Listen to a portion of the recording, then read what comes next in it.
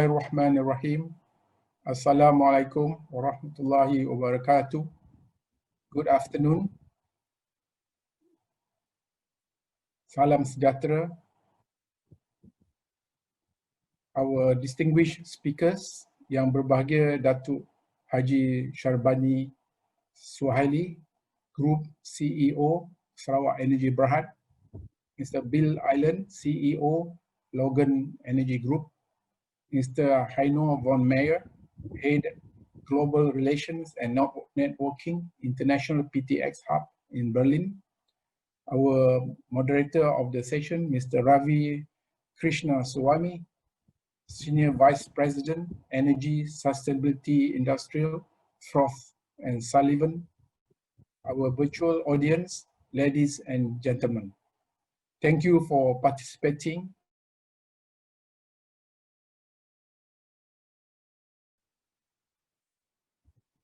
It is my great pleasure to deliver keynote address at this auspicious virtual event, Hydrogen Economy Forum, co-organized by Malaysian Green Technology and Climate Change Centre, in short, Mgtc, with British High Commission in Kuala Lumpur, which is held in conjunction with the organization of the 11th International Green Tech Conference and Eco Products Exhibition, in short, IGEM, on 19 to 23rd October 2020.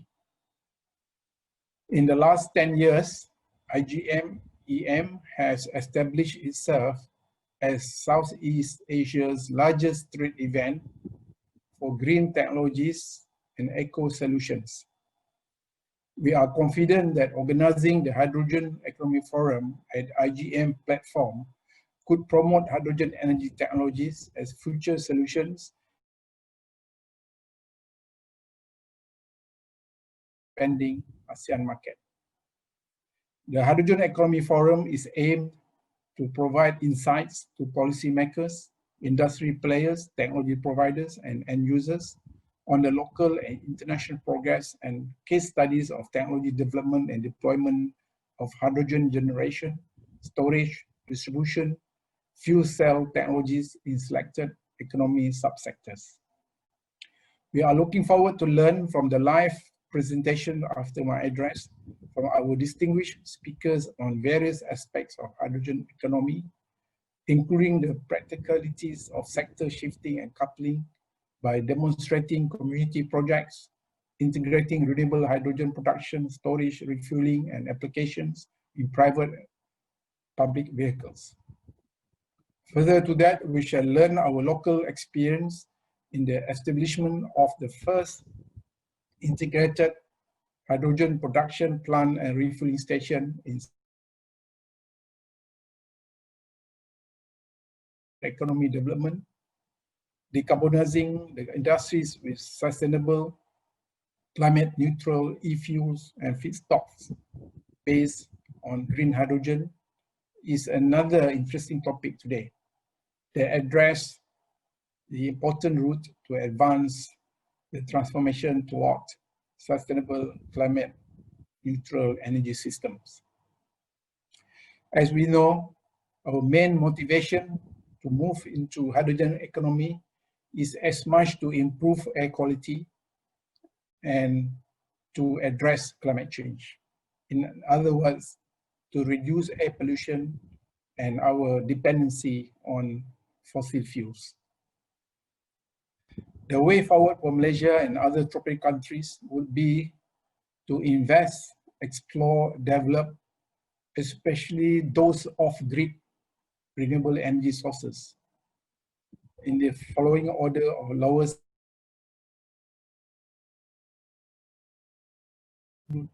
for all modes of transport, mobility, and independently distributed power systems for all other sectors of the economy, including agriculture, building, industries, and housing. First, conversion of excess pressure in water distribution networks. Next, small and medium hydroelectric schemes. Third, solar photovoltaics. Fourth, biomass and waste conversion to energy, and the conversion of ocean thermal energy to power and hydrogen, and others. As we are much aware that Mgtc has called since 7 October 2020 for proposals relating to the above from all interested parties, and are expecting good response, not only from Malaysia, but also overseas by the end of this month at the earliest. Ladies and gentlemen, strategy to be the cornerstone for new energy economy. Therefore, it is very timely for the country to invest in research, development, and infrastructure in hydrogen technologies and projects. Venturing into hydrogen economy shall address numerous issues relating to domestic energy consumption, stability and security of energy, sustaining international energy trading, reduce dependency on fossil fuel imports, and thus decarbonize emissions.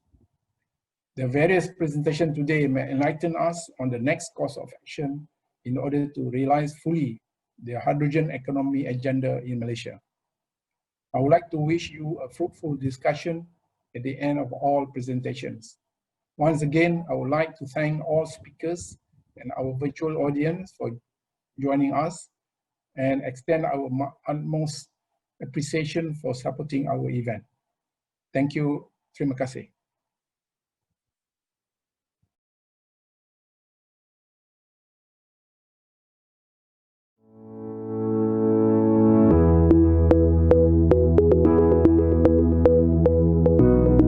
Hi, good evening, everyone. Welcome to the 11th International Green Tech Conference and Eco Products Exhibition 2020. Let me introduce to the first presenter for this hydrogen economy session. Our first presenter is Yang Bakia Datu Haji Sharbini Suhaidi, who's a Group Chief Executive Officer for Sarawak Energy Berhad. And he will be presenting on Sarawak progressing towards a green hydrogen economy. Dato Sharbini is the Group CEO of the State-Owned Energy Development and Power Utilities Company. And they have a mission of achieving full electrification before 2025 in Sarawak. Dato is also the Director of Petros, a wholly owned Sarawak government petroleum company.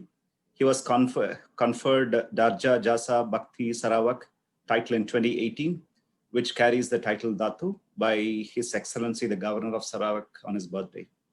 And Dato holds a degree in engineering from University of Leeds and a master's in business administration from Henley Management College, UK. Dato Sharbini, please.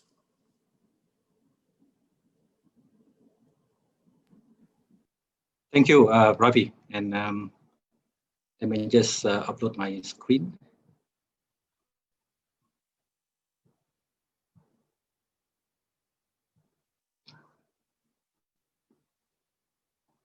Indeed, thank you very much, Ravi, and thank you for inviting me to speak at this conference. Perhaps let me start with introduction to my company, Sarawak Energy. We are a vertically integrated power utility and development company with a vision of achieving sustainable growth and prosperity for Sarawak by meeting the region's need for reliable, renewable, and affordable energy. We are wholly owned by the Sarawak government, and currently we are the largest employer of Sarawakian talents with about 5,200 staff. We are currently the Malaysia's largest provider of renewable energy, with over 70% of our gen mix is renewable hydropower, supplying to a population of close to 3 million people and a customer base of about 700,000 customers across Sarawak, and also part of the Indonesian Borneo of West Kalimantan. That we are supplying with our power exchange agreement starting in 2016. And to us, that is the first step towards the Borneo and the ASEAN grid. Sustainability has always been part of what we do and is already articulated very clearly in our vision for sustainable, renewable, reliable, and affordable energy. And the large portfolio of hydropower in our GenMix allows us to offer the lowest average tariff in Malaysia and amongst the most competitive unsubsidized tariff in the region. On the environmental side, that has been a positive impact as well, with a 77% drop in carbon intensity of our power grid since 2009. And we are working with the Malaysian government, with the Ministry of Utilities, to ensure that we have 100% electrification of all the communities across the state. And our target is to achieve that before 2025. Our business model is very much aligned with the United Nations Sustainability Development Goals, or SDG, especially the top 6 goals. And Sarawak is sitting in a very good place. We are blessed with abundant rainfall and a network of river in a large state. So it does make sense for us to harness the hydropower potential to power the development of the state. And we did just that. If you look in the chart, you can see that within a period of 10 years from 2010, we have transformed our generation mix from 92% hydrocarbon-based generation back in 2010 to almost 70% hydro today. So that is a big step change in terms of moving from hydrocarbon to renewable energy for power generation. And as well, we have been looking at solar, adding solar generation to our gen mix. And our aim is that by 2030, we would have about 4% of our gen mix is from solar. And as we speak, we are working on a large-scale floating solar projects in our hydro dams. So going forward, we will maintain a higher share of renewable energy, both hydropower and solar, and as well biomass in our gen mix, by keeping hydro more than at least higher than 60%, and biomass and solar of about 4%. Yeah. So in fact, today you can see that there is a global shift to clean and renewable energy, and that's happening very fast. And hydropower with solar will play a big part in that global shift. Yeah. And with the strong support of the Sarawak government, we are also working with the state on the hydrogen economy blueprint and positioning Sarawak as the hub for hydrogen value chain. And the state of Sarawak is very well positioned to become a significant hydrogen player in the global hydrogen value chain. Firstly, we have abundant renewable energy potential, and we can harness Sarawak's hydro potential for green hydrogen production. And we have the technical know-how. We have, in Sarawak, we have related fields like power generation, oil and gas and chemical industry.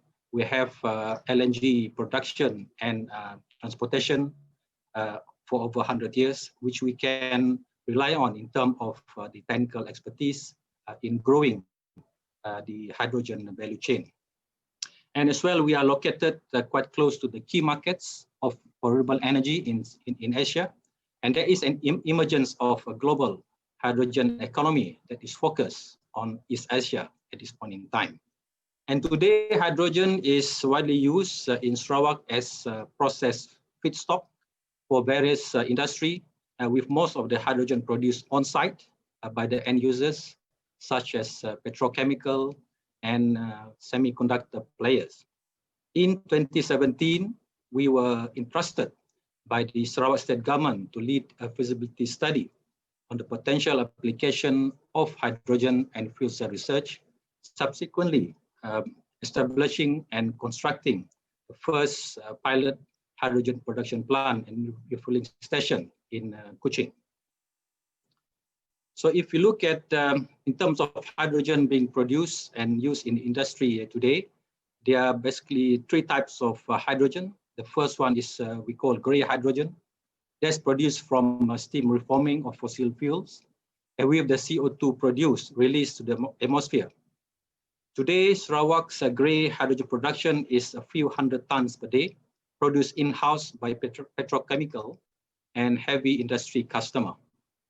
The other industry user using hydrogen in Sarawak are the semiconductor industries in Samajaya Industrial Park in Kuching. And here, hydrogen is procured and transported via high-pressure tube trailers shipped from West Malaysia. The quantity, however, is quite small, about 300 kilograms per month.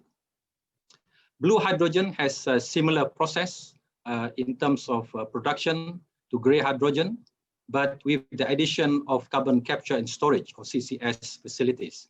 That is, the CO2 that is being produced is captured and stored. Green hydrogen, on the other hand, is produced by the process of electrolysis of water. There will be no CO2 or GHG emission with this process, and the electrolysis process, when powered by renewable resources, will generate green hydrogen. And today we are producing at our first plant in Kuching. In fact, that is probably the first plant in Southeast Asia, currently producing 130 kilograms per day of green hydrogen.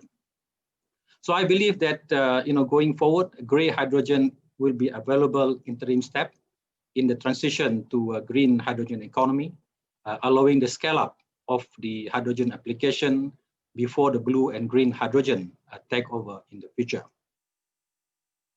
Sarawak has, I mentioned, key competitive advantage in producing green hydrogen. We have cost competitive renewable energy resources, and we have the strong support from the state government and stakeholders in moving towards the hydrogen economy and positioning Sarawak as the hub for a hydrogen value chain. And this creates great potential for the state. We can meet the local consumption and demand and as clean fuel for transportation sector and essential feedstock for the various industry processes. And we aim as well to become the exporter of green hydrogen or green energy to our neighboring states, and as well in the big markets of Japan, Taiwan, and Korea for future demand for green energy. And that would become a major revenue stream for the Sarawak state going forward. So in partnership with Linde, the world's largest industrial gas company, Sarawak Energy is piloting the first integrated hydrogen production and refilling station in Sarawak. So this station was commissioned in 2019, currently with a production capacity of 130 kilograms of hydrogen per day, with purity of 99.999%. And it can support up to 5 fuel cells, buses, and 10 fuel cell cars. And today we are supplying 3 hydrogen buses owned by Sarawak Economic Development Corporation, SEDC, and we have 3 hydrogen cars plying the road in Kuching. So part of what we want to do is to ensure that we reduce the reliance on fossil fuel. We allow for modern and efficient transportation with minimal impact on the environment. And we want to ensure that this pilot project will increase the awareness on hydrogen safety moving forward. And as I said, we have purchased 2 hydrogen fuel cell vehicles. You can see in the picture here, Hydrogen Nexo. And we have 3 buses plying the route of Kuching, which is the picture on the bottom left. The buses in red in color. So of course, hydrogen economy is a new concept, and it requires a lot of effort to educate the public. And we understand the importance of good communication in managing the public perception. Hence, our initiative have been focused on creating awareness through outreach program, through science, technology, engineering, and mathematics, or STEM. We're reaching out to the urban and rural schools. We are trying to inspire and educate the next generation on science and technology through this emerging technology on hydrogen.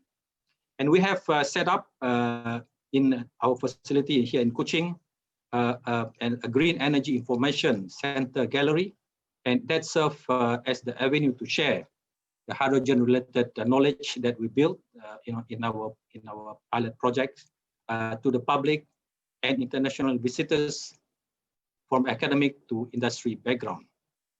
And we are offering an immersive experience of sustainable development from power generation to mobility electrification. And then our pilot power plant, we want to ensure that we can demonstrate a safe and successful refueling plant and vehicle fleets for public to use. Of course, seeing is believing. So we want to ensure that that we achieve this by achieving widespread awareness of how safe hydrogen is. Yeah, and of course today this is I will end with the challenges and opportunities. Today, the high cost of hydrogen value chain, particularly green hydrogen, is a challenge for wider adoption of this technology, from production, from storage, logistic, and then the hydrogen fuel cell. And today we know that the hydrogen value chain is currently not as cost competitive with the traditional fuel, especially in countries where fossil fuel is heavily subsidized. And technology readiness is still an early phase of development, and I think more significant R&D is needed to be spent going forward to ensure the wider adoption of this technology. Economy of scale has yet to reach a competitive level. So most developments today are still under pilot, like the one we have, and initial stage globally, but that will be in preparation for scaling up for mass adoption in the future. There are, however, significant opportunities in this area. Global recognition of hydrogen as part of the key enabler or catalyst in energy decarbonization is gaining pace. So this will provide opportunities for technology improvement and economy of scale, either through legislative pressure or consumer demand. And scaling up will drive the cost of the hydrogen value chain lower in the coming years, making it competitive with conventional energy value chain. And as I mentioned earlier, given the emergence of global hydrogen economy, focus in East Asia and as well in parts of Europe, the recent development in hydrogen production, logistics, and distribution, we can leverage on Sarawak's unique position as a potential green hydrogen producer and exporter, and therefore it is a strategy worth investigating and evaluating for us in the state. Thank you very much.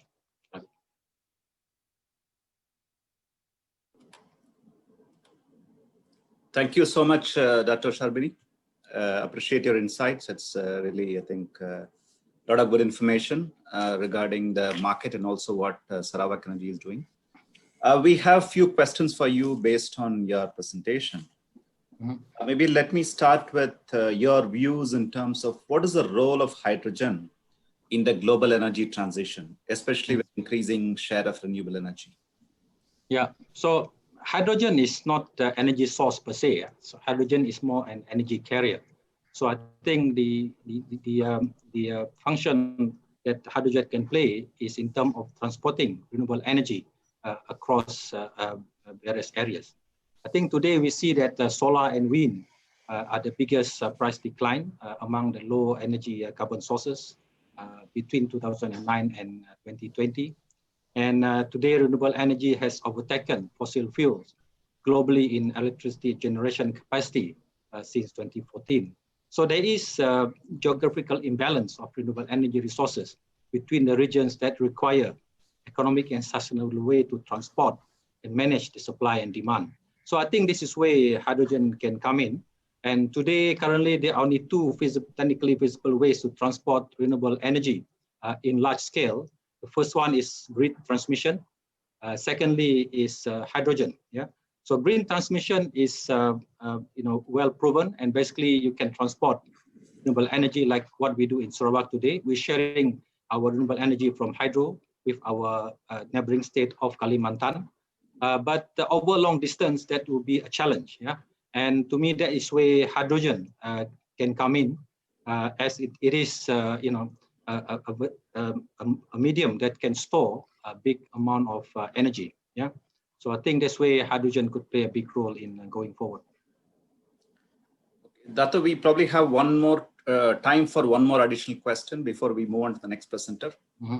I think we have it displayed on the screen. So what happened to the captured CO2 and what strategies are in place for commercial use of hydrogen for transportation in Sarawak? So there are two questions: what happened to the captured CO2 and what strategies for commercial use? So today in Sarawak, we don't have this blue hydrogen yet. We have gray hydrogen, where the hydrogen that is co-produced in the process is being released to the atmosphere. Coming from oil and gas background, we have been looking at this many years. Yeah, that perhaps we could reinject this hydrogen back into the reservoirs. So those are the things that we could look at, and that is something that we are also looking at in the especially in the oil and gas sector, where many of the the easy hydrocarbons have been found, and the hydrocarbons we have been finding over the last few years have high CO2 and H2S content. So one way of doing that is to extract the CO2 and H2S and inject it back into the reservoir. But today we don't have, I think in Sarawak we don't have that facility yet, but it is something that we're going to look at. And in terms of transportation, I think as I mentioned, Sarawak is sitting in a good place to green the transportation sector in the state. We have plenty of renewable energy from hydro and from solar, and we have a lot of water in the state as well. So that process of electrolysis, producing green hydrogen from renewable energy, I think is something that we can do quite easily in the state. Yeah, and the challenge, as I said in my presentation as well, is cost. Yeah, today I think what's driving the economy is mainly, if you look at the adoption of electric vehicles and hydrogen fuel cell vehicles around the world, it's only a small percentage of the IC vehicles. So the question is, how do we drive down costs such that we can make it as economic as conventional vehicles? And this way, Sarawak Energy wants to play the role in terms of looking at how we can first improve the technology and also scale up the production so that we can reduce the unit cost, and that will benefit the transportation sector. And then we can then use it for more widespread adoption of hydrogen vehicles or electric vehicles for that matter, and to green up the transportation sector. Because we know that the transportation sector is one of the main contributors for CO2 emissions worldwide. So if we can just do that. In fact, for me as the CEO of Sarawak Energy, I would like to see for the next 5 years if we can take away half of the motorcycles in Kuching and in Sarawak and replace it with electric bikes. I think that's a big, positive development for us. Yeah. Thank you, Dato. Well said. Well said. So thank you so much for your presentation. We will again meet for the dialogue session in about 40 minutes. Thank you. Please, we'll move on to the next presenter. Thank you.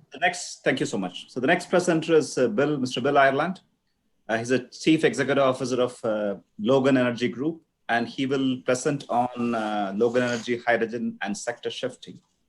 So Bill is the CEO of Logan Energy with over 30 years of experience in engineering fields, especially in terms of built environment, alternative technologies, design, and innovation. So Bill believes that proven hydrogen and fuel cell technologies integrated with existing energy and transport systems will play an important role in future energy solutions. So without further ado, let me pass on the floor to Bill. Over to you, Bill. Thank you very much. And thank you very much for inviting me to present today. I have far too many slides, so I will go through them fairly quickly, but they should be available to everybody. I'm the Chief Executive of Logan Energy. We're now a group because we found that there were actually a lot of support sectors, supply chains that weren't available to us during our development in the hydrogen sector. So we've set those up, and I'll explain a wee bit more about that in a bit. Basically, we were formed in '95 in the US around installing fuel cells running off natural gas. Then we were set up in the UK in 2005. We were deploying fossil fueled fuel cells. About 7 years ago, we realized that distributed generation of fossil fuels wasn't going to be part of the future as we need to decarbonize. So we actually made a conscious decision to move into more hydrogen-based systems, and that's what we've done. We're now going outside the UK. We're currently based in Scotland. We have an office in the Netherlands. Partly to do with Brexit, but also partly to do with the hydrogen deployment in the North Netherlands. And we're just setting up a Chinese joint venture at the moment. But basically, we're energy solutions providers. We are, one of the key things about us is we're manufacturer independent. So what we do is we integrate the right bit of technology or technologies to produce the right solution. So we're not tied in with any manufacturers. We can choose whichever sort of electrolysis or compressor or storage or dispensing or vehicles that are required. We basically provide integrated energy systems. That includes batteries as well, potentially combustion engines if that does a bit of peak lopping, preferably off biodiesel or something like that. But actually we're not tied into green hydrogen, but we prefer it. We will do everything from generation, purification, compression, storage, transportation, refueling, and then we do the fuel cells at the end, obviously with our experience there. So we do the whole system. We've found that actually there are problems with the supply chain. So we have brought the majority of things other than welding steel together for the frames. We do everything in-house. So we do control strategy, philosophy, programming, we build our own control panels. We build our own assemblies of, for example, storage here on the right, and valve arrangements with manifolds and however around the hydrogen sector and requirements. Some of our key projects have been installing 300 kilowatt molten carbonate fuel cell in the City of London, first fuel cell in the City of London. That's base load running off natural gas, and that basically enabled planning permission for that building for a £500 million building. We've produced mobile power units running off green hydrogen for electric charging. We've put phos acid unit in here as a combined cooling heat and power system. And then we're also dealing with the marine side of things, the onshore infrastructure, refueling, but also the integration and various other projects. I'll cover some of those. So what are we doing here? There was an excellent introduction around the energy shift and the potential for hydrogen. When we're looking at renewables, looking at these graphs on the right, bit of solar. Unfortunately, this is for Europe rather than Malaysia. I didn't have the details for Malaysia, but I'll have some of them. So in the summer, more sunshine, winter, more wind. It all looks fine and balancing out between the solar and wind. Then you look at it on a daily profile and you have this problem of storage.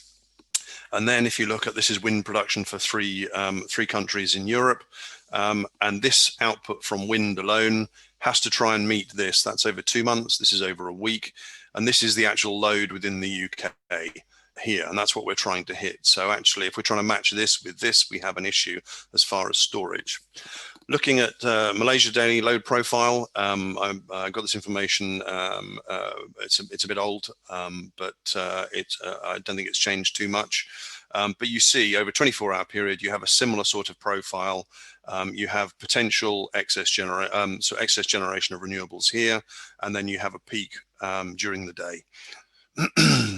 So sector shifting. What we're talking about is basically taking renewable sources, so marine tidal turbines, solar, wind, and of course hydro, and putting that through electrolysis, which has been explained to a degree, but then actually moving into transport. So there are these are all available at the moment. So that's a hydrogen fuel cell range extended vehicle. That's a hydrogen fuel cell bus. That's a hydrogen fuel cell train, and this is a hydrogen fuel cell electric ferry. Then in industry, we use a lot of hydrogen in the industrial sector. Again, meeting demands on that. There are already steel plants running off hydrogen on a test, but then also for heat, for process, but also, again, here, this is a whiskey distillery that we were looking at to run off hydrogen up in Orkney. Very quickly, for those of you that don't know about electrolysis, hopefully you all did this at school, where you put electricity into water and you got bubbles off. One was oxygen and one was hydrogen. At the moment, we vent to the oxygen because actually it's cheaper to extract that from the air than it. But the key importance for hydrogen for energy storage is the hydrogen. So what are we talking about? Looking at this diagram, which I did years and years ago, we have various elements to sector shifting. We have the renewable electricity generation. We have the smart grid management, which is key to actually delivering what we're trying to do, whether that's carbon reduction, cost reduction, and actually managing the electricity production for the needs. We then have the hydrogen production through electrolysis. We then have compression and storage at various pressures, and also that can go into liquid, as mentioned, and the first liquid hydrogen tanker has been developed by Kawasaki Heavy Industries. We then have electricity regeneration to then feed into the grid, but we also get heat off that, which we can either use for process heating. It's quite low grade usually, off PEM fuel cells, and then also you can generate cooling with that as well. And then you have dispensing and the use, both for transport, industry, and the rest.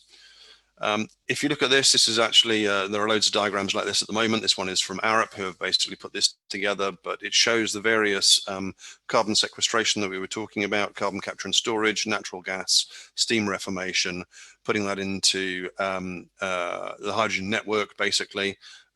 Small nuclear reactors, people are talking about reusing some of the oil and gas infrastructure, potentially offshore, with offshore wind and tidal. And then producing the hydrogen and using it.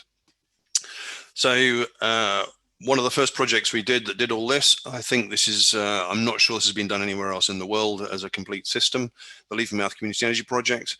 This is basically 7 buildings that were tied together. Energy center here, a 750 kilowatt wind turbine, photovoltaics were added here. And for those of you that support East Fife Football Club, you will recognize the football stadium. Obviously not many will, but it's a little joke we have. So what we did was we put private wires. It was all connected to the grid anyway. We put private wires into all the buildings. Those energy management system basically managed how much power was required, how much was surplus from renewables.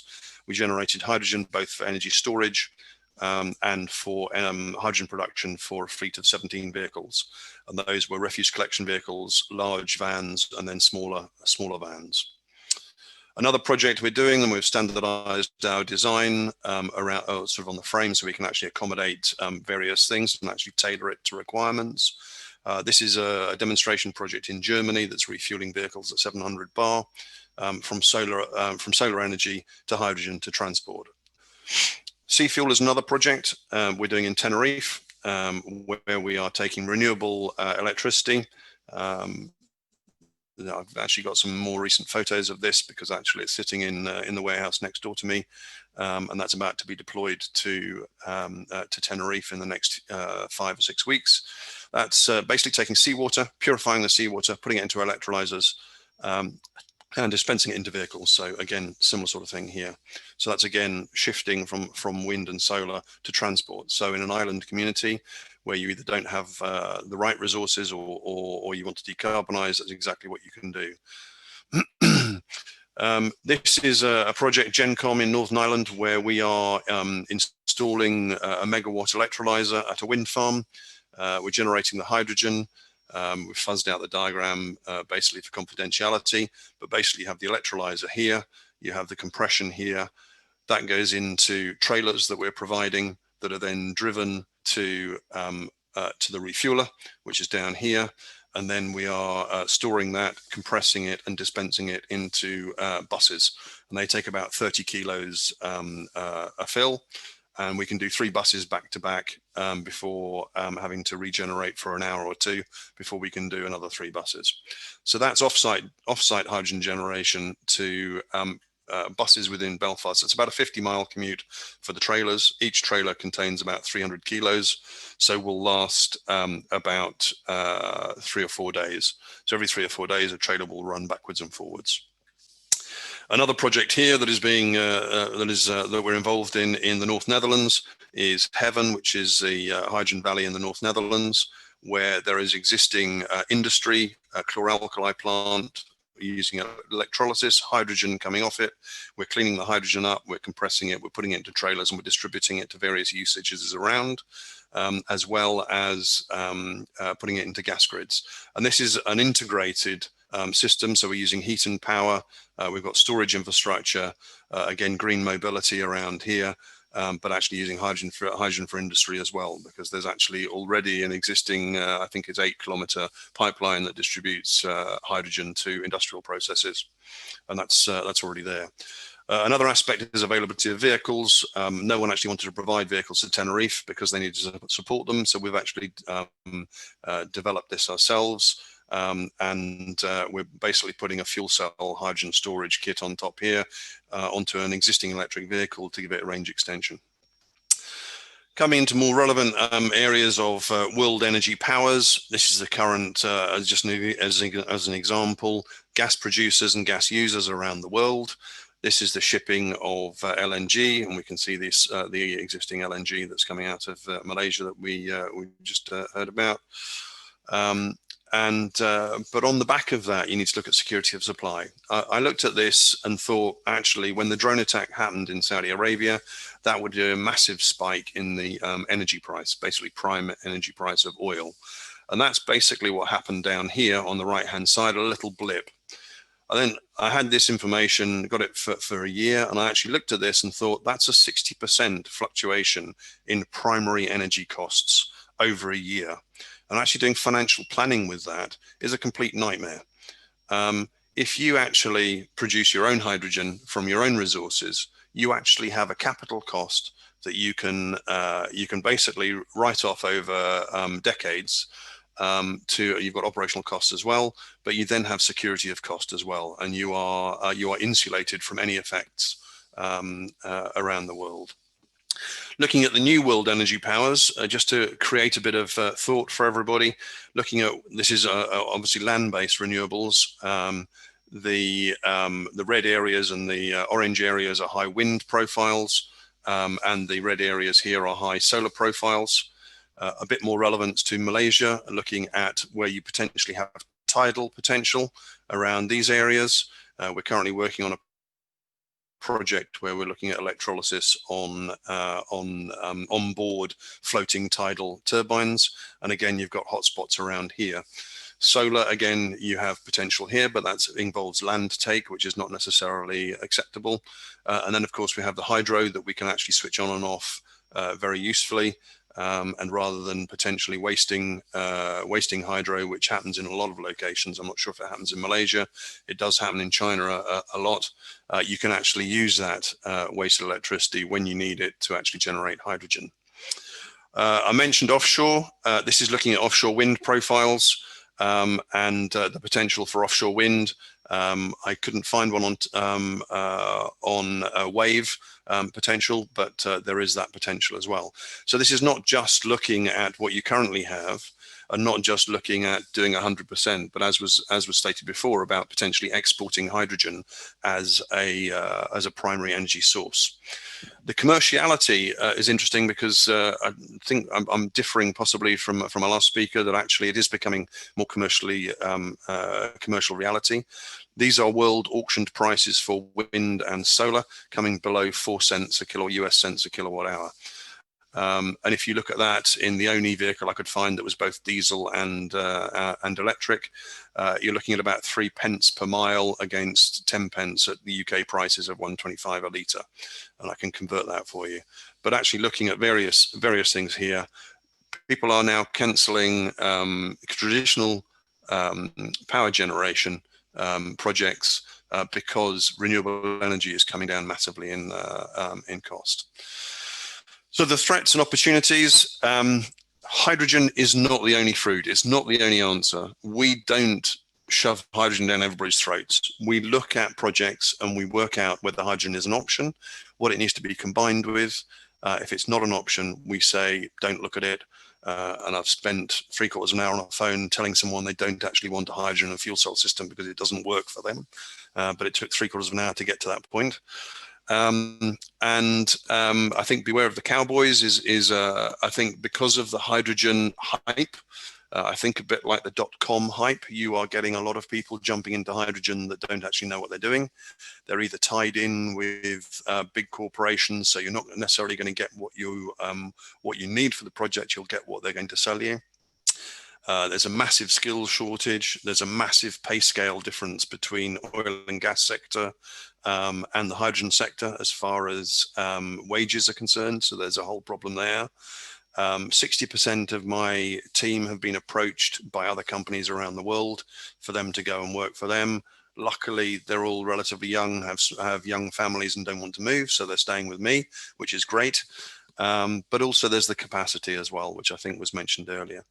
Another aspect is low targets. So doing a great job with 70% renewables of your electricity demand, but if we're shifting from fossil fuels to other points, we need to actually be generating anything from 400 to 1,000%. And depending if you're exporting, then that can go even higher of your current electricity generation. So we actually need to be shifting and building far more renewables and investing in those as well.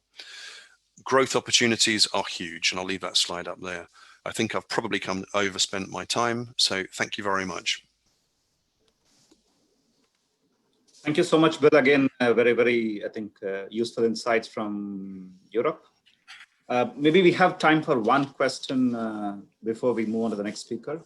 So one of the questions we have is, do you have experience in producing hydrogen from waste energy? And is it viable? From waste energy, as in rubbish or food waste or municipal waste? Municipal waste energy, yeah. Yeah, we're talking, we don't do it ourselves. That's not our expertise. What we can do is clean it up and then distribute it. Yes, it is viable. But someone came to me years ago and said, oh, we must get into waste to energy.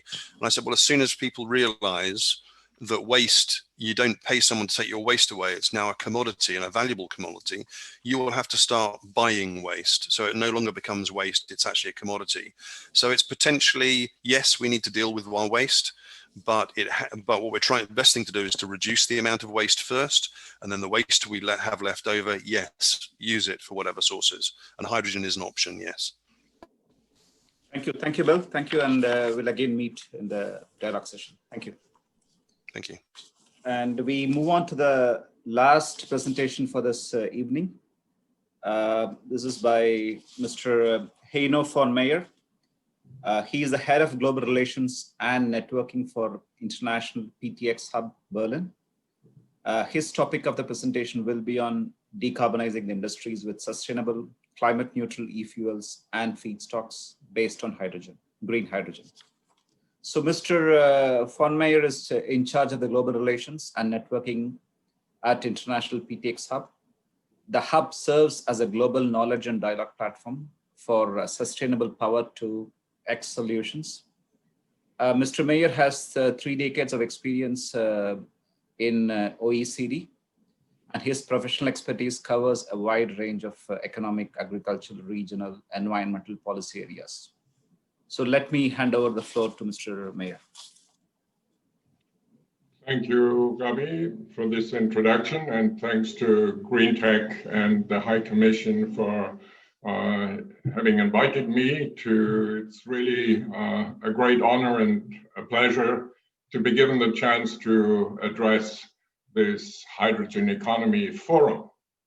Maybe after these very concrete project examples, you must step back a bit with me to a more abstract policy level, but I think overall the 3 interventions then make a nice fit. So the title of my intervention is in fact longer than it fitted on this covering a slide, I was asked to talk about decarbonizing the industries with sustainable, climate neutral e-fuels and feedstocks based on green hydrogen. So in short, it's about decarbonizing industries with what we call PTX, power to X or to anything. And but before I start with that presentation, please allow me to also give a brief introduction to where I come from.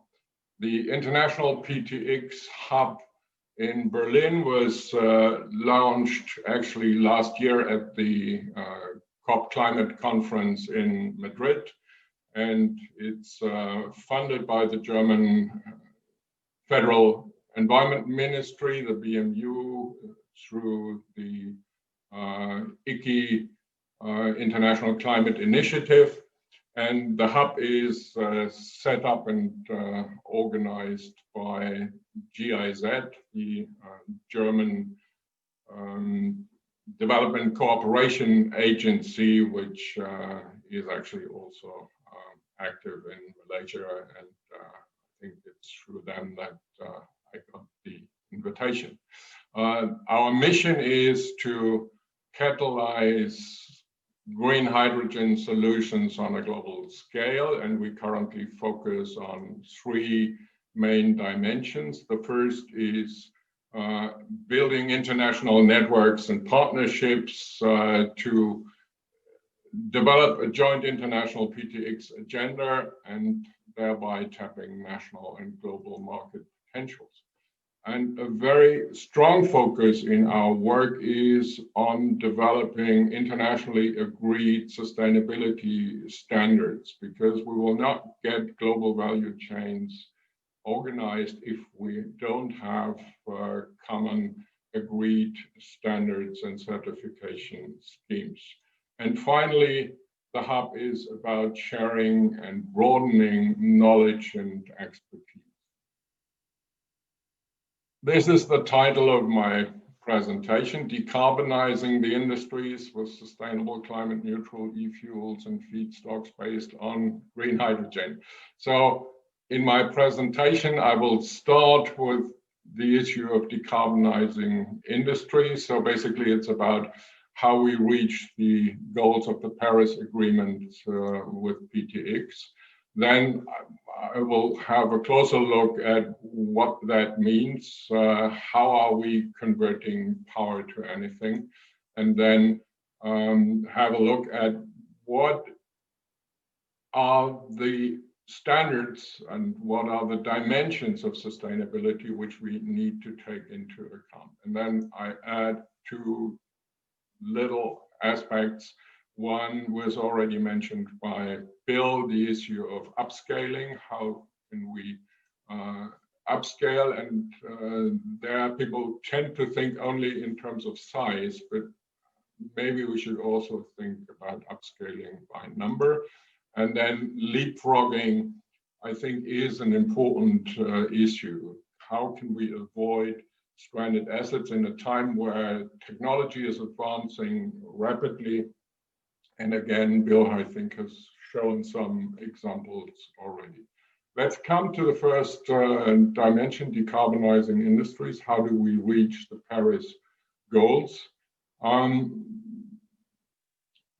The imperative really is to reach, at least in the developed countries, carbon neutrality by 2050. And so far, we've seen energy-related CO2 emissions increase. Of course, there are also non-energy related emissions, which I will not touch upon now. But if we don't act, that is an optimistic picture of how things will develop. But what we need to get to Paris is to really close this enormous delta.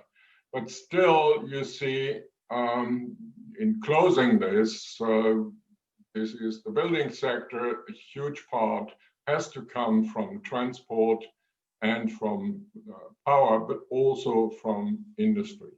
And you see there is still a loophole where many industries hope, okay, let the others adjust, we will get through this loophole. So if we really want to decarbonize, then we need to also find solutions for those sectors here. So what we need is energy efficiency first, renewable energy second, and Bill already stressed, we need a lot more of renewable energy. And finally, power to X. And to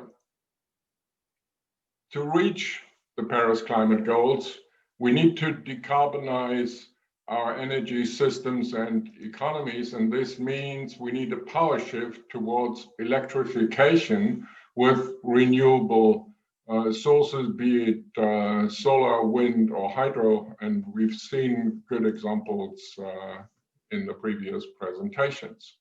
Yet, in addition to green electrons, we also need green molecules. So we need fossil-free fuels and feedstocks. And why is that? Because we have hard-to-abate sectors of industry and transport, which cannot do with electrification and batteries alone. And that is true for the chemicals industry, for fertilizers, for steel industry, for cement.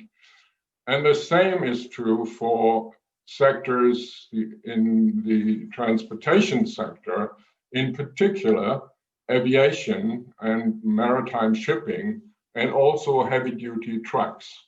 You will see I didn't put cars here, and maybe that's an issue for the discussion, but we focus on those sectors which have no alternative. And for a long time, you will see no container ship crossing the Pacific Ocean, no airplanes crossing the Atlantic, just with electricity and batteries. So they need liquid fuels, kerosene, and we need to think about ways of providing those.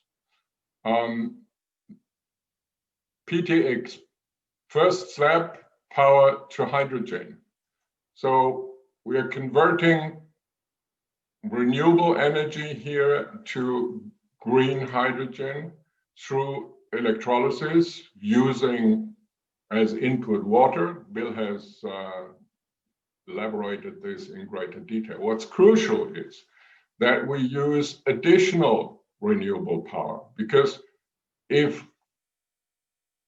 the amount of renewable power is not increased, then we just take away part of it and it will be replaced by fossil sources. So in order to be really sustainable and fossil free, you have to ensure that the power comes from additional renewable energy.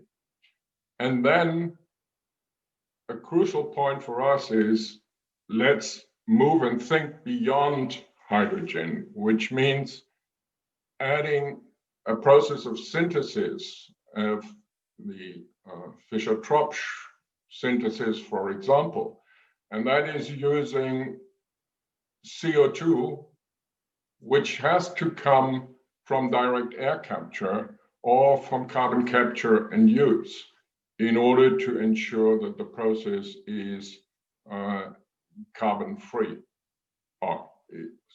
is carbon neutral. And with that, you can create syncrude, which is like crude oil, from which in a refinery, you can basically produce any input you need, fossil-free fuels and feedstocks for both the transport sector and for industries. Let's come to the sustainability issue. We need to develop agreed international standards because there will be no global market if those standards are not established. And that means we have to really think sustainability at every step of the global value chain of PTX, starting with power generation, transmission, electrolyzer, storage infrastructure, and transport. And from green hydrogen further on, you have the issue of the CO2 capture, the synthesis process, the refinery, and the different types of either liquid or gas use options. So really going through that whole chain is crucial, and in particular if you want to export, because the requests for the kind of hydrogen used and the kind of sustainability of the PTX process will be crucial for developing the international supply chains. So looking at sustainability concerns means looking at economic, environmental, social, or societal and governance criteria and standards, EESG. And of course, you want to create decoupled economic growth, decoupled from CO2 emissions. And it's crucial to add to the local and regional value added and creating jobs.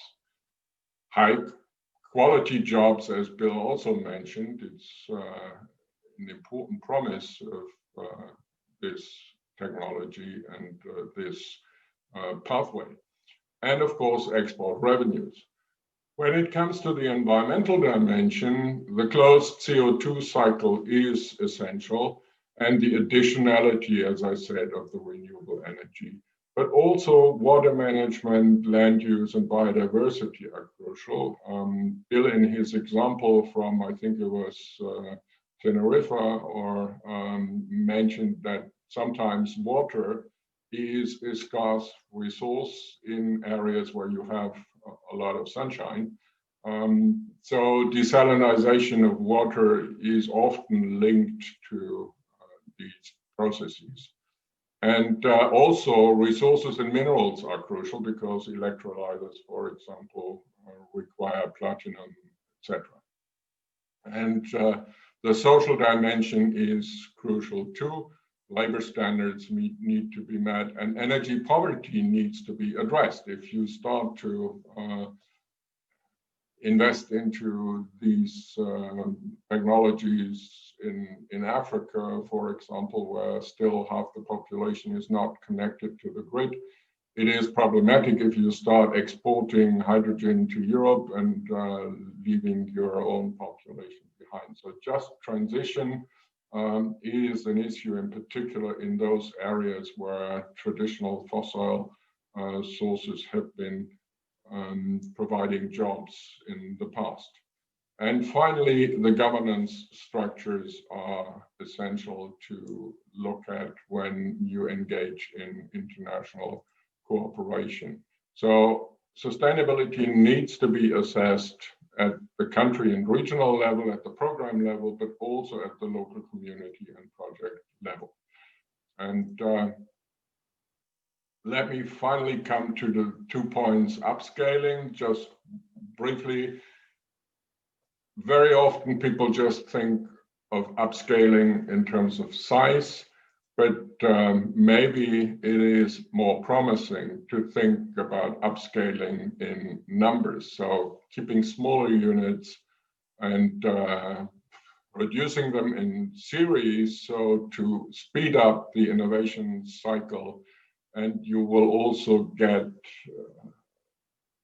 either a centralized large-scale operation or a more decentralized small-scale modular processing. You have to think about what is your way, because the answer also affects power structures in the double meaning of power, both technologically and politically. Now, last point, leapfrogging. In the beginning, we've seen carbon intensity in the past has increased with over time and with growing state of development. And that's the way the developed countries are now struggling to find their way towards net zero. Now, emerging economies and developing countries should not just follow the same path. So the business as usual path would look something like that. But in fact, they have to leapfrog. You have to find the Paris path, and that one should look really different. And there is hope, because in fact, a lot of the emerging and developing countries are not following the traditional pathway. So avoid lock-in into fossil fuel and fossil pathways, coal mining or in oil, but try to leapfrog and go for green towards renewables and hydrogen. So with that, it's been a pleasure to present to you, and I'm happy to answer questions and engage in the discussion. Thank you very much. Thank you, Mr. Mayor. Here you have my coordinates in case of if you want to write me an email and follow up. Thank you, Mr. Mayor, for a very interesting dimension. We probably have time for one question. It just follows on from your slide regarding scaling up. And you had talked about quantity versus, of course, size, right? Especially with the push towards distributed energy. Has there been any studies which has looked at the large capacity versus small capacity multiple systems, or even interconnecting them?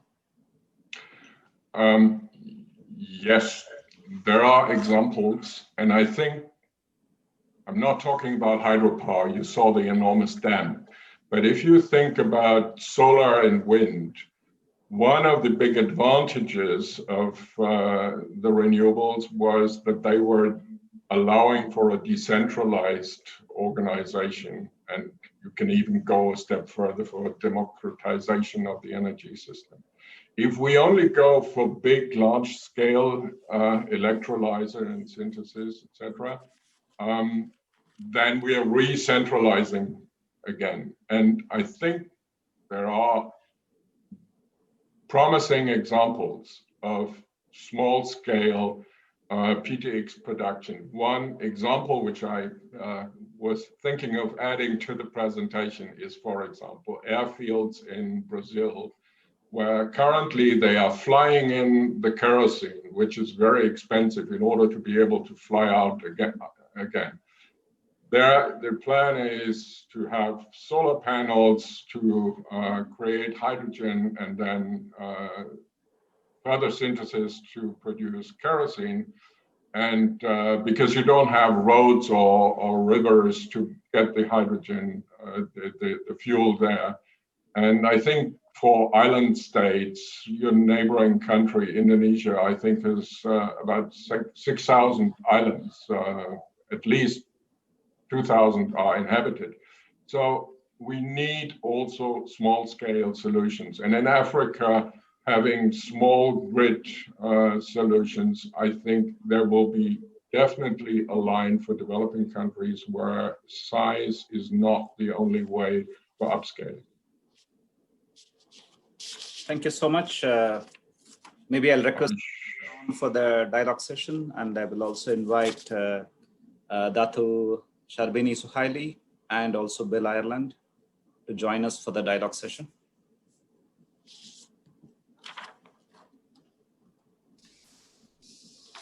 Right.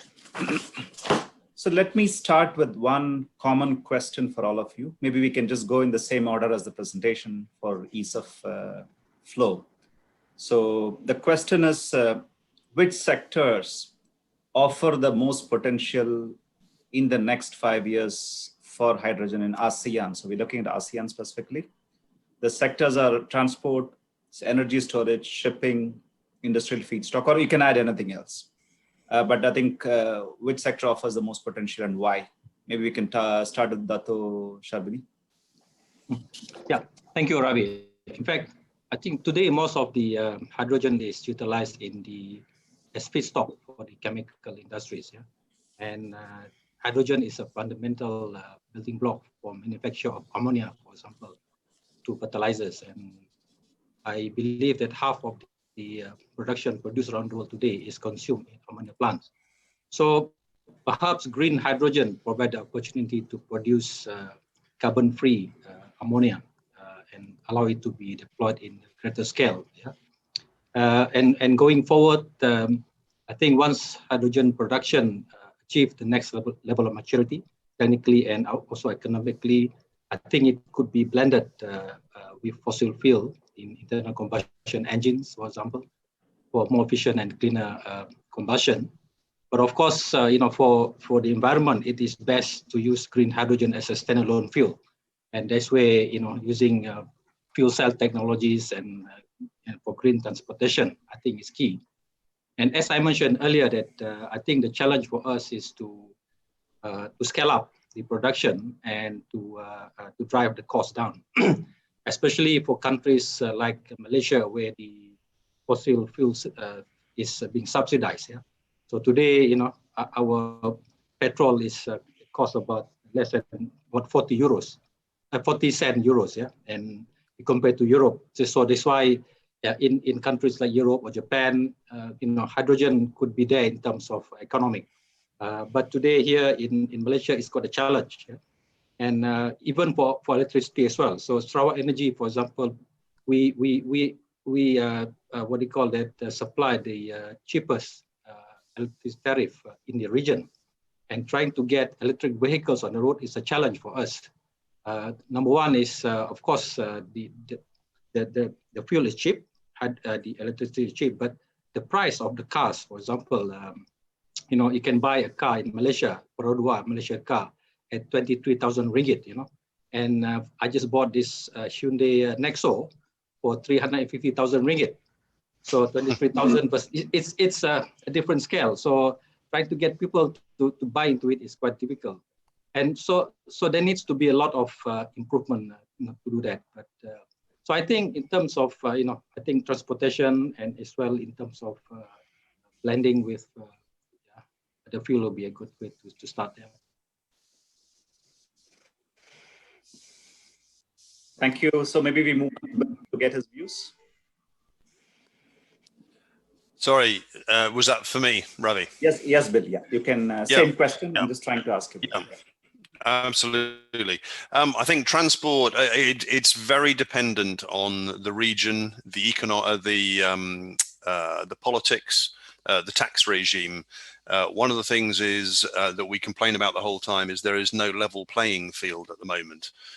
So a lot of fossil fuels are subsidized to provide energy at affordable rates to the population.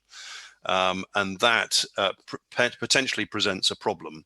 There is also the issue of a massive amount of capital investment in assets that the oil and gas sector have that we can't just write off, because every economy will fail if we do that. Because if in 5 years' time you have to switch over to hydrogen or away from fossil fuels, assets that the oil and gas sector have invested in over the last decades and have on their books for the next few decades, they'll go bust. They'll be no longer viable. So we have to look at all of that in combination so that we can actually be sustainable economically, as well as sustainable in the form of fossil fuels, renewables, and hydrogen sector. So at 40 cents a litre for petrol, there is no way hydrogen can get to that at the moment without policy change. We are not paying the true cost of fossil fuel usage. No one is being taxed for their carbon emissions at the moment. And in fact, you're being encouraged by subsidies to use fossil fuels. And at the moment, there is very little subsidy for hydrogen. What I'm not saying is subsidize hydrogen. What I'm saying is let's have a level playing field. And let's encourage people the same way other things are taxed, whether it be alcohol or smoking or whatever it is. We actually redistribute the funds to actually encourage sustainable energy usage. And that is very much a upsetting the norm, and humans don't like change. We like to carry on doing what we're doing, and that part of the problem is it's more a socio-economic, political than an engineering problem, and that's what we have to deal with.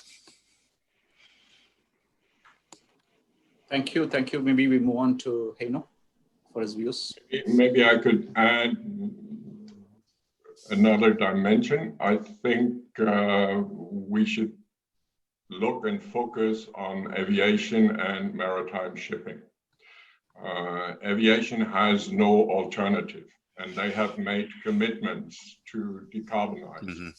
So therefore, I don't say they are prepared to pay any price, but I think they are under strong pressure. And currently with COVID, at least in Europe, airlines have touched supports and recovery schemes worth billions of euros. And absolutely. And in that context, I think conditions should be made that these companies at least move towards a more carbon compatible way, and therefore it's technically feasible, and this is a niche where quickly one could establish at least blending mandates for kerosene. The same with shipping. I think international logistics, big companies are increasingly looking at making sure that their entire supply chain is carbon neutral, and that will put pressure on the shipping industry. And there, I think the technical hurdles are not that dramatic. If you go from green hydrogen to ammonia, it is in terms of security and storage, etc., handleable. And you can even run your tanker with ammonia. So I think, again, this is an area where the whole supply chain, the logistics will come together and will create momentum. With cars, I'm less optimistic because the energy efficiency is really still very poor. Less poor for hydrogen, but for PTX, of course, you can produce diesel, but that is energy-wise not a clever solution. And I think, can I just come in on that? I think there is a lot of focus from some of the manufacturers on getting nice, sexy sports cars out there running on hydrogen. My personal view is personal transport will be battery electric.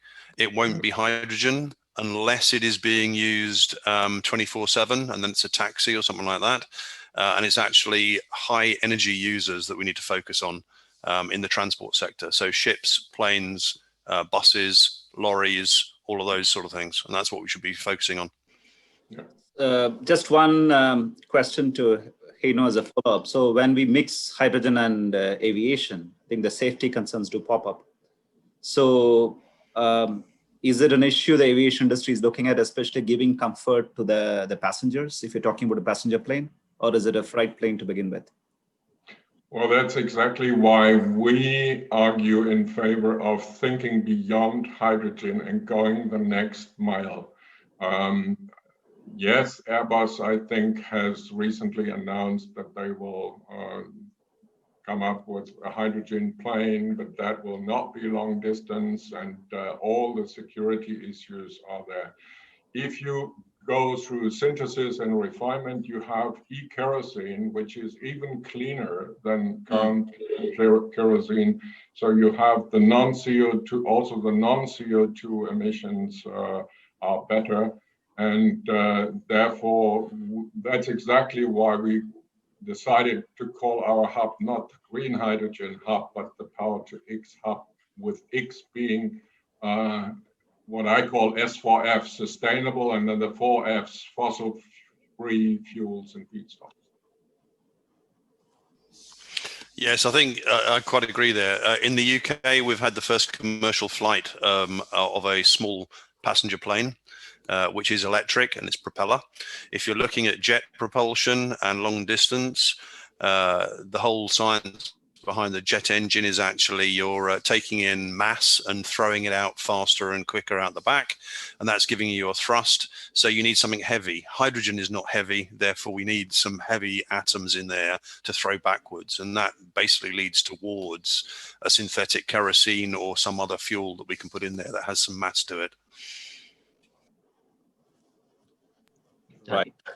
Indeed, I think the safety aspect is something that we need to work on.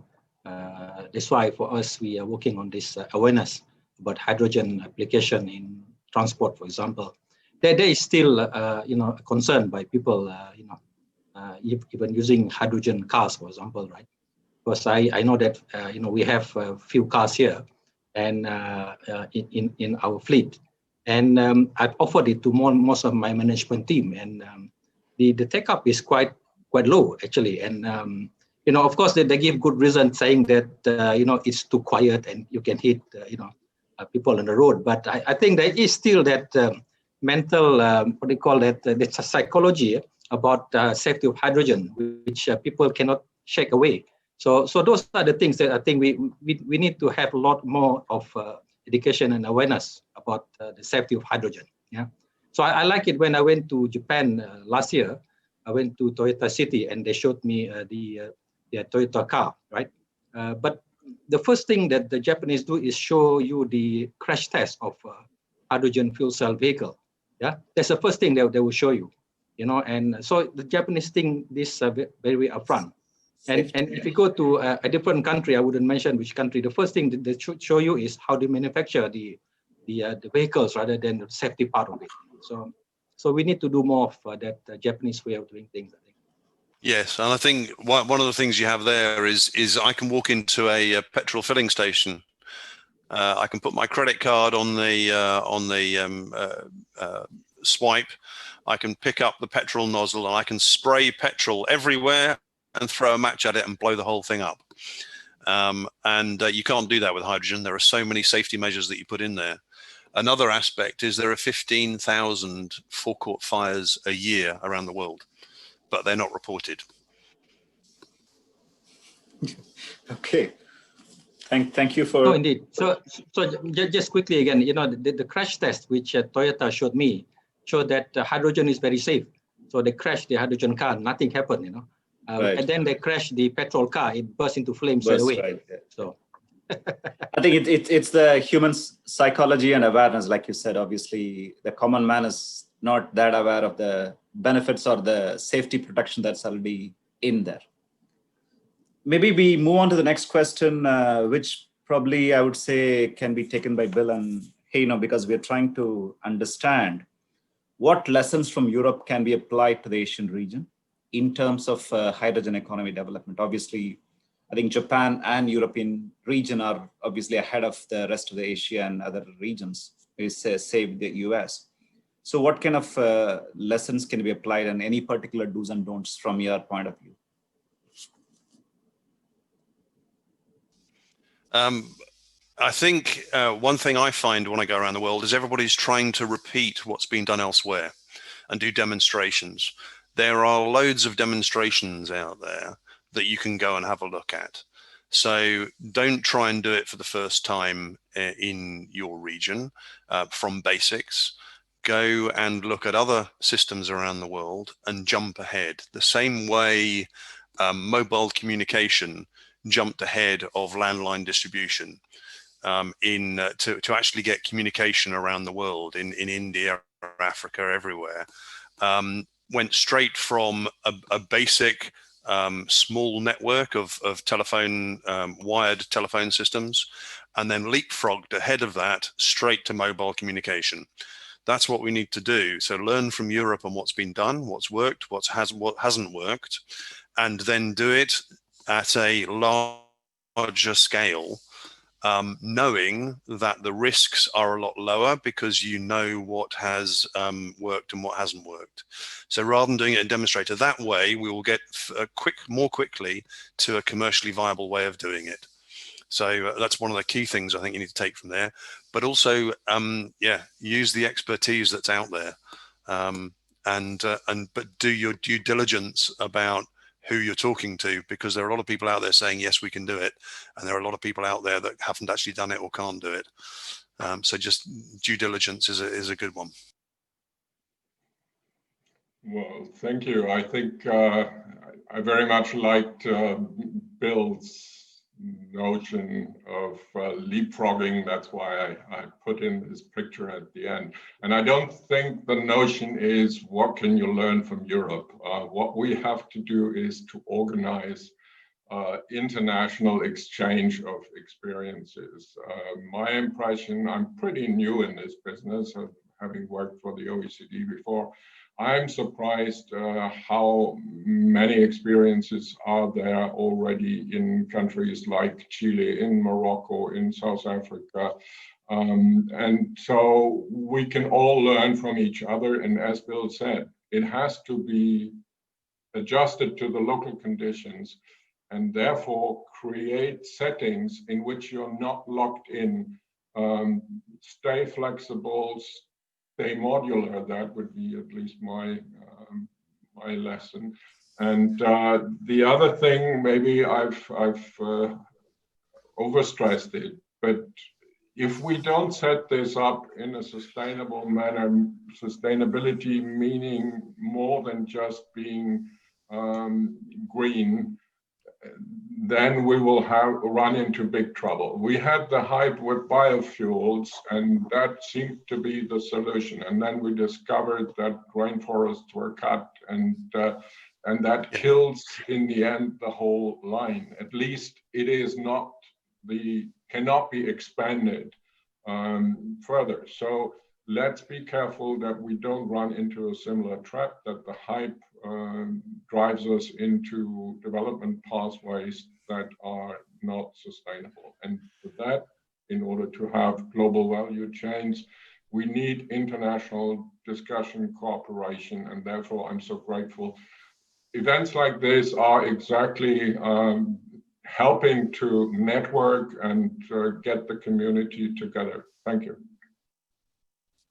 Absolutely. Very quickly back on that, you mentioned earlier energy storage. Hydropower is the cheapest way of storing energy, pumped hydro, whatever. You have loads of that in Sarawak. We've just heard that. So therefore, energy storage is, you've already got that. So you don't need to do that with hydrogen. What you need to do is use it as sector shifting. So that's a very good example of, we need storage in Europe because we don't have that much hydro, but you're the reverse. You've got loads of hydro. You can do pumped hydro storage, use the hydrogen for alternative uses. Indeed, we're working on floating solar as well on our hydro lakes. And to me, it's a great combination, because during the daytime, we can utilize the power from solar, and we can save the water behind our dam. And during nighttime, we can use the water from the reservoir to generate power. So, we have a battery exactly sitting next to the solar, the solar farm. So it's a great combination. So we're working on that. Yeah, very good. Right. So maybe we have time for one last point to discuss. What would be your key policy advice to the governments in ASEAN specifically in order to support the development of hydrogen value chain and also promote usage?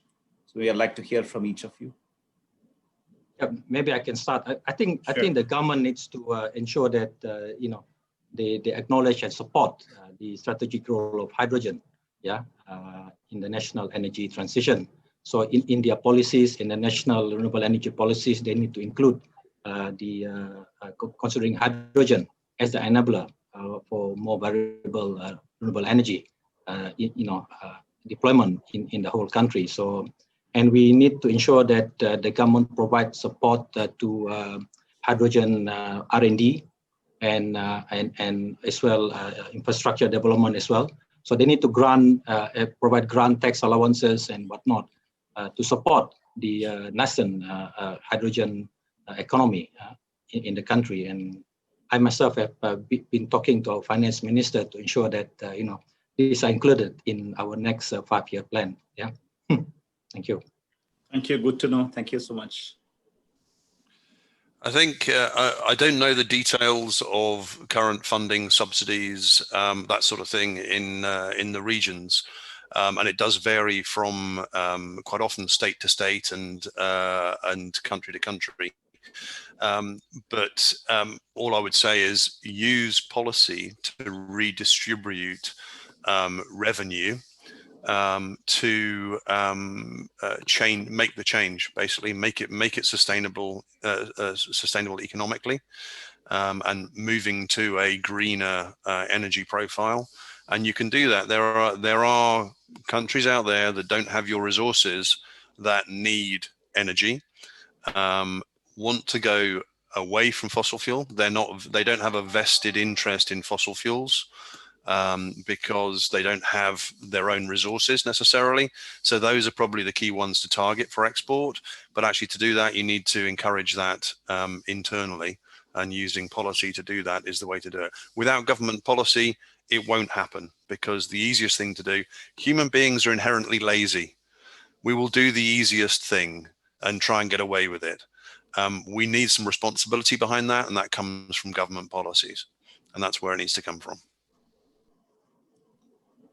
Maybe I can follow up from there, because how do governments move? If they can hide behind the neighboring country, they will not move. So that's why we need international discussion, debate, and cooperation on that.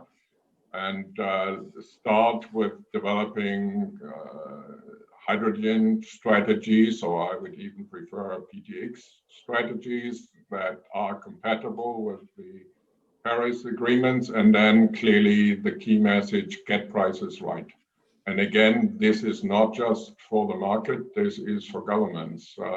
Start with abolishing or phasing out subsidies for fossil fuels, and put a price on carbon and rechannel the revenues to supporting future-proof solutions.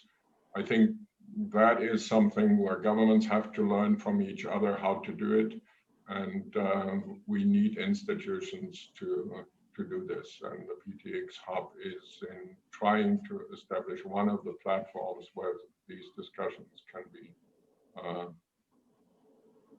organized, and there are other bodies. Let's get these issues on the G20 agenda, etc. It needs international cooperation.